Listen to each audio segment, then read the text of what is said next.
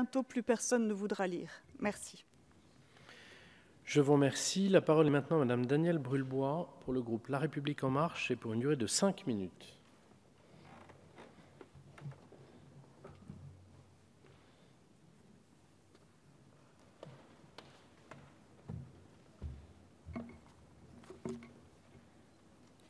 Merci, Monsieur le Président. Madame la Ministre, Monsieur le rapporteur, chers collègues, le projet de loi débattu aujourd'hui concerne un pilier essentiel de notre démocratie, cher à notre pays des droits de l'homme, la presse, dont le pluralisme et la diversité sont aujourd'hui menacés par Internet.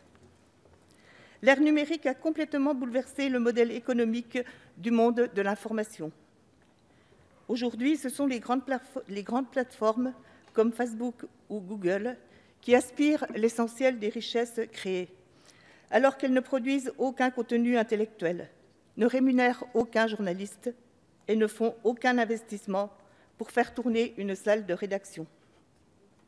Les véritables acteurs du travail journalistique, éditeurs et agences de presse, eux, voient leur chiffre d'affaires fondre à cause de la dispersion gratuite du fruit de leur travail. On ne peut pourtant pas reprocher à la presse française de n'avoir pas pris le virage du numérique.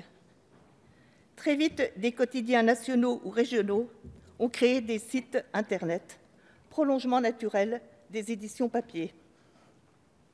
Ces sites gratuits ou presque devaient trouver un équilibre financier avec la publicité. Mais le monde d'Internet est complexe. Il était difficile de prévoir que ces espoirs seraient peu à peu déçus, que les ressources publicitaires seraient vite absorbées par Google ou autres sites d'annonces gratuites. Malheureusement, cette tendance progresse.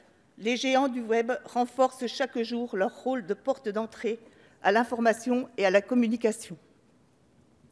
La presse s'en trouve très fragilisée, en particulier en région, comme dans le Jura, où certains journaux, auxquels nous sommes très attachés, parce qu'ils constituent un lien de communication majeur entre les territoires, certains journaux doivent envisager des restructurations et des suppressions de postes de journalistes.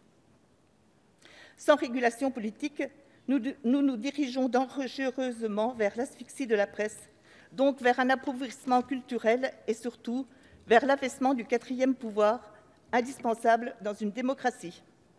Il est donc urgent d'assurer un partage équitable entre les GAFAM et les médias. C'était tout le sens de l'appel lancé en décembre dernier par 9 agences de presse européennes, dont l'AFP, qui demande une obligation pour les grands acteurs du numérique de verser une rémunération aux médias pour les millions de contenus consultés sur leur plateforme. C'est ce que propose, au niveau national, la présente proposition de loi de notre collègue du MoDem, Patrick Mignola. Ce texte de grande qualité souligne bien l'engagement et la détermination de notre pays à préserver la pérennité financière des éditeurs et des agences de presse et à consacrer la propriété intellectuelle de leur travail. Cependant, les enjeux du numérique et la puissance des GAFA appellent non pas une action isolée de la France, mais une réponse à l'échelle communautaire. C'est l'objectif de la proposition de directive européenne de septembre 2016 qui vise à conférer un droit voisin aux éditeurs de presse. Comme l'a dit Madame la Ministre, la France soutient de toute sa force cette directive dans le cadre des négociations européennes en cours qui ont de bonnes chances d'aboutir.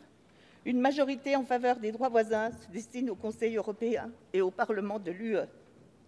Mais adopter isolément aujourd'hui une loi au niveau national n'aurait que peu de poids sur les géants du web établis hors de nos frontières.